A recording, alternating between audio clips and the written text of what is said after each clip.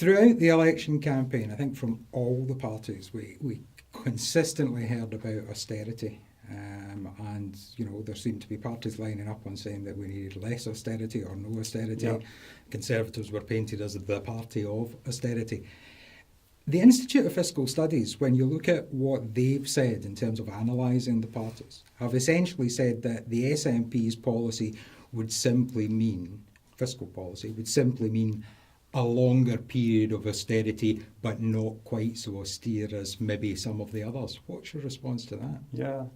What the IFS actually said was that the policies being put forward by the SNP would lead to growth, would lead to development, and would lead to a reduction in social hardship.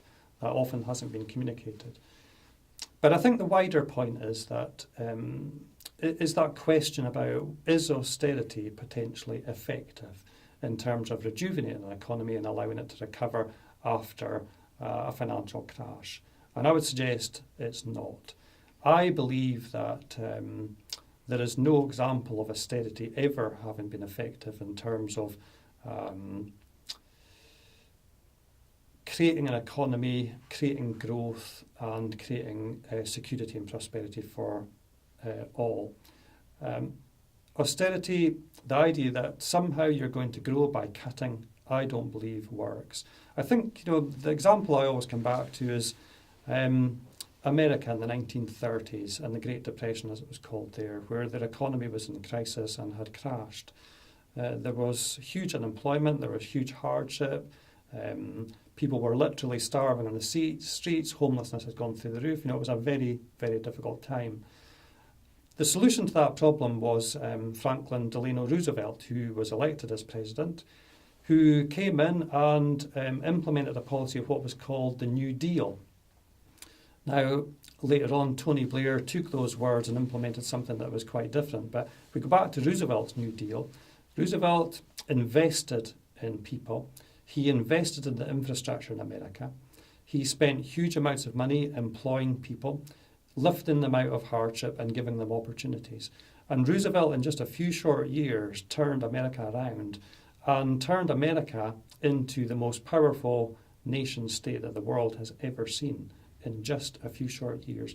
He didn't do it by cutting. He didn't do it by implementing policies of austerity. He did the opposite. He invested in people. He invested in the nation's infrastructure, and he lifted people out of poverty and created a very successful economy. And that, I think, is what we need to be doing in the UK. It's what we need to be doing in Scotland. It's a radical policy, but I think that that's what we need to do. Start focusing on opportunities, start focusing on the people that need help today, and less focus on allowing large corporations to evade tax, to hoard their profits, and to perpetuate an elite.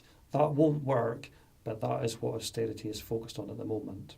Okay, I'd just like to go back though, because what it actually said on the IFS website, so it is a direct quote from them, less austerity, and this is SNP's fiscal policy, less austerity to start with, but the implication of the plans they have spelled out in their manifesto is that the period of austerity would be longer than under the other three parties. So that's a direct quote from the IFS. Your response to that? Well, that's the IFS's view. What the SNP have said is that we would like to see modest investment in public services in particular to protect the jobs that are in those public services, but also to encourage growth. And I think that what Nicola Sturgeon has been quite clear on is that that modest investment in growth would encourage development. It would, as I've said, protect jobs. It would protect our public services, which are very important in Scotland. And if austerity, as defined by the IFS and the UK government, continues for a little while, then so be it. My view, personally, is that the more that we can invest in people, the shorter the period of austerity. It's that investment that will lift us out of austerity. It's not further cuts. I think further cuts will continue austerity, not investment in our people. Okay.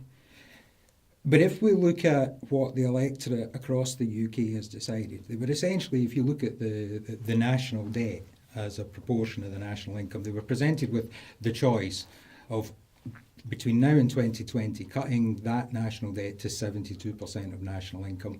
Or, and the interesting thing I picked up here was that both the Labour Party and the SNP were proposing a level of 78% in 2020, so they were identical.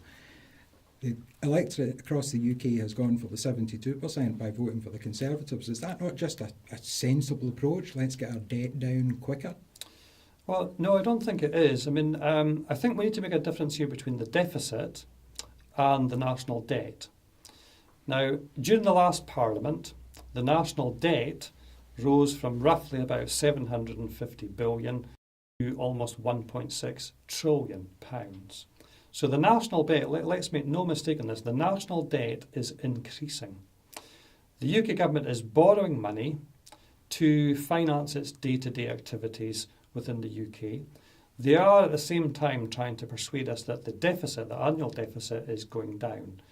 The annual deficit is only going down because they are borrowing money. So the national debt is increasing exponentially, and the deficit, the annual deficit, is going down. So what they are doing through their programme of austerity is storing up significant trouble for the future because the national debt is increasing.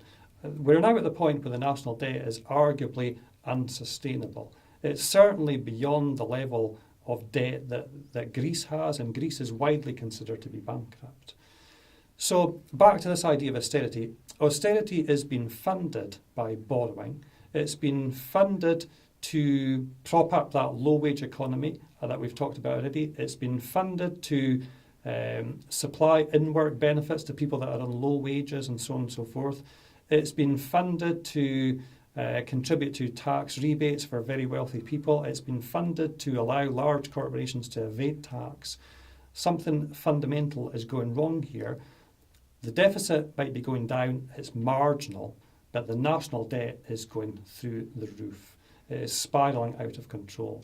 You know, we hear George Osborne in particular talking about the focus that they're implementing in terms of reducing the deficit. We never ever hear George Osborne hold his hand up and say, at the same time as I'm doing this, by the way, the national debt is careering out of control. And that is what's happened. George Osborne has more than doubled the national debt in the last 5 years of the UK Parliament. The prospect of that doubling again in the next 5 years highlights the scale of inadequacy presented by policy of austerity. If they continue with that policy, the UK will be in dire straits. Of that there is no doubt at all.